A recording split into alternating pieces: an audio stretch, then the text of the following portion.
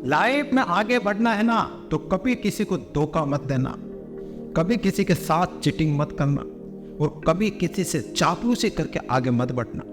आपको अगर सर आज का जमाना तो चापलूसी का है, आज का जमाना तो मतलब शाम दाम दंड भेद से आगे बढ़ने का है सर, कैसे भी करके अपना लक्ष्य प्राप्त करने का है सर, टारगेट अचीव करने का है। और आज के लोग तो ऐसे ही करते हैं। एक बात बता दो आपको, आज के लोग ऐसे ही करते हैं, लेकिन जब उनको सफलता मिलती है ना तो वह सिर्फ थोड़े समय के लिए होती है, लिटिल टाइम के लिए होती है, और फिर उनको वापस धड़ाम नीचे गिरना होता है। क्योंकि जो धोखे से पाई हुई सफलता, चीटिंग से पाई हुई सक्सेस, वो लंबे समय तक नहीं टिकी रहती, उसको एक न एक दिन गिरना ही होता है।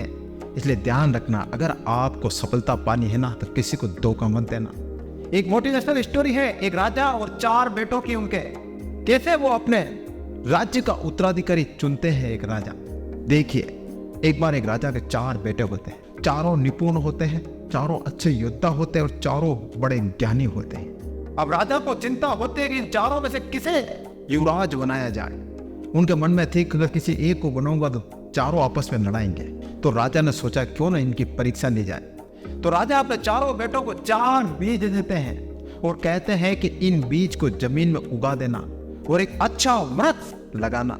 मैं थोड़े टाइम बाद आऊंगा और देखो जिसका जितना अच्छा वृक्ष होगा ना वही इस राज्य का उत्तराधिकारी होगा। चारों बेटे गए बाग में और अपने अपने बीज बाग में लगा दिए। 3 बेटों के तो वो बीज वृक्ष बन गए और अच्छे फल फूलने लगे और फल भी देने लगे। लेकिन सबसे छोटे बेटे का बीज नहीं उगा। उसने खूब मेहनत की, खूब खाद दिया, खूब पानी दी, ओप दिया और खूब केयर किया, खूब मेहनत की, लेकिन वो बीज उगा ही नहीं। वो हताश, निराश और उदास हो गया।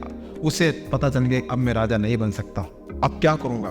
थोड़े टाइम बाद राजा उन चारों बेटों को बुलाते हैं और कहते हैं कि मैंने तुमको जो चारों को 4 बीज दिए थे, क्या वो वृक्ष बन गए?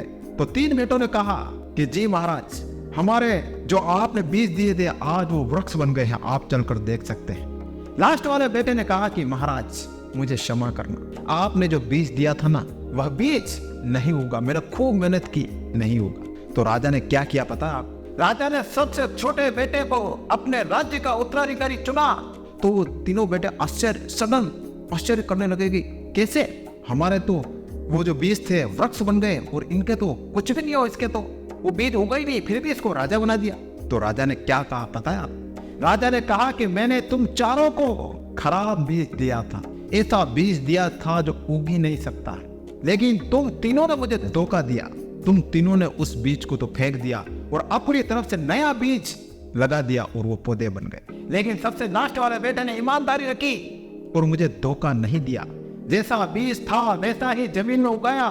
नहीं होगा कोई बात नहीं, लेकिन इसने सच बोला, सच्चाई के रास्ते पे चला। तो देख लेना, झूठ का समय ज्यादा टाइम तक नहीं चलता है। ठीक है, आप थोड़े समय के लिए आप सक्सेस पालोगे, थोड़े समय के लिए आप ऊपर बढ़ जाओगे।